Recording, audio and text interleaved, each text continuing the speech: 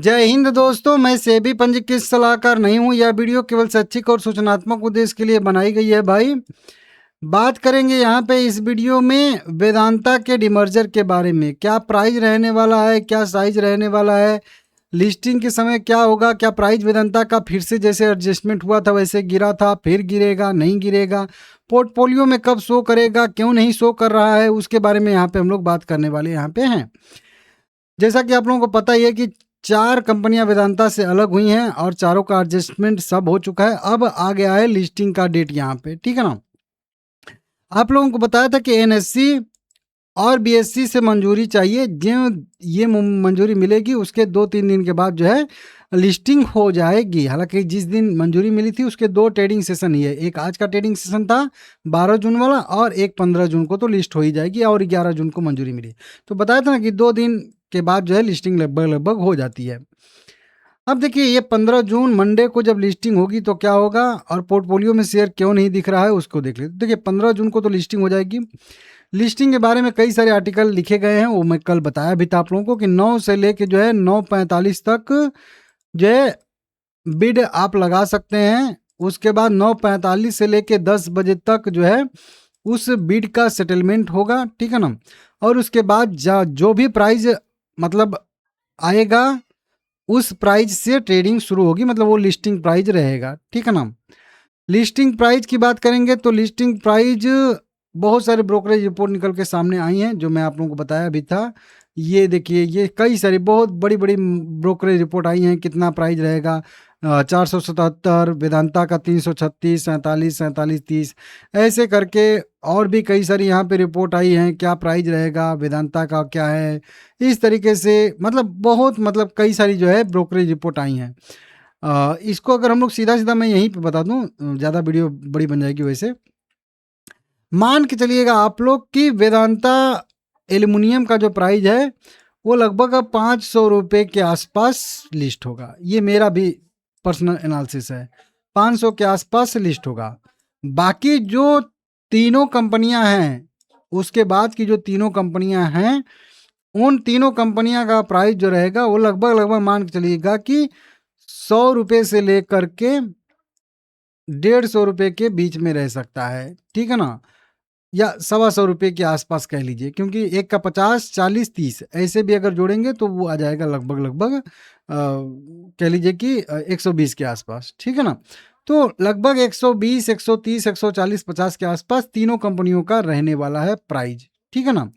तो कुल मिला के कह लीजिए कि ये जो चारों कंपनियां लिस्ट होंगी इनका टोटल कंबाइंड प्राइस लगभग 600 से लेकर 650 के आसपास रहने की संभावना यहाँ पे है।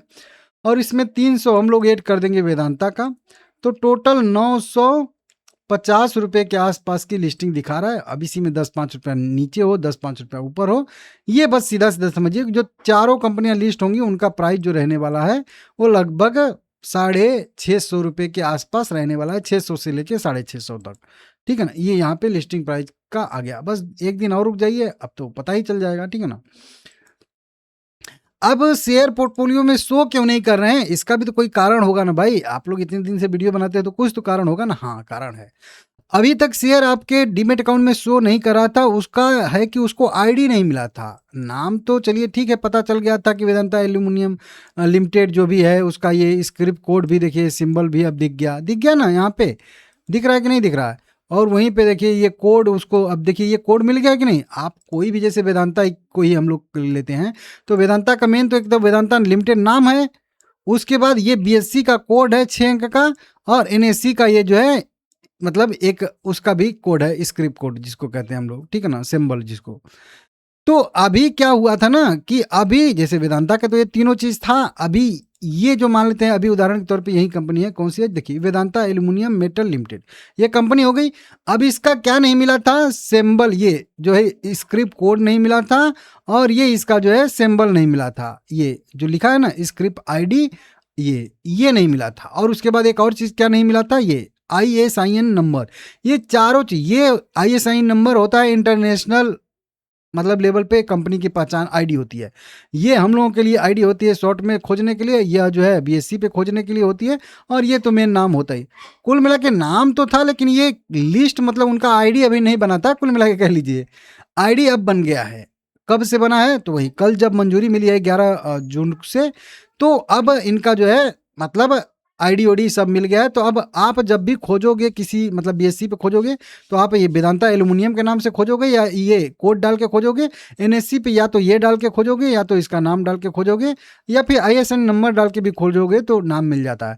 तो ये तीनों चीज अब इसका मिल गया है। तो अब आपके पोर्टफोलियो में आज रात से, या फिर कल से, या फिर संडे से, या फिर कभी नहीं तो मंडे को 9 बजे से पहले पहले, ध्यान दीजिएगा, 9 बजे से पहले पहले आपके डीमेट अकाउंट में चाहे धरती आसमान कहीं से भी हो, शेयर फ्लैश करेगा ही करेगा। अगर आपने रिकॉर्ड डेट से पहले पहले इस कंपनी के शेयर खरीद के रखे हैं तो। कब? लगभग 29 मई के आसपास का वो डेट था, ठीक है ना। इसको आप लोग देख लीजिएगा, यहाँ पे कहीं लिखा भी होगा इसका रिकॉर्ड डेट एक्स डेट कहाँ है। तो वही मतलब आप लोगों को पता ही है, रिकॉर्ड डेट से पहले पहले अगर आप लोगों के पास ये शेयर है तो वहीं इसकी आपको ये मिल जाएगा, मतलब वहीं 15 तारीख से पहले पहले।